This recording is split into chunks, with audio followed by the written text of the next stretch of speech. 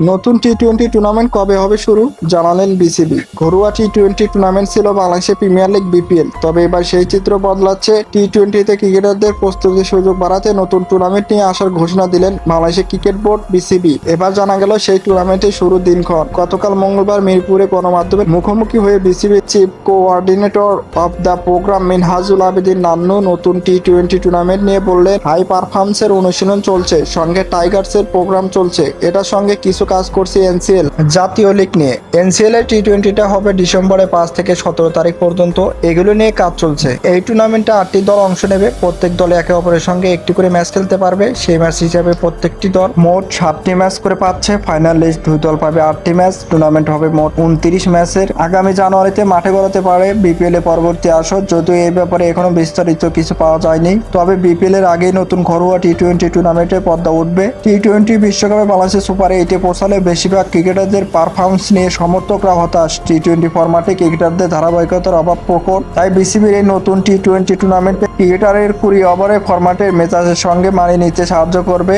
মনে করেছেন সংশ্লিষ্টরা।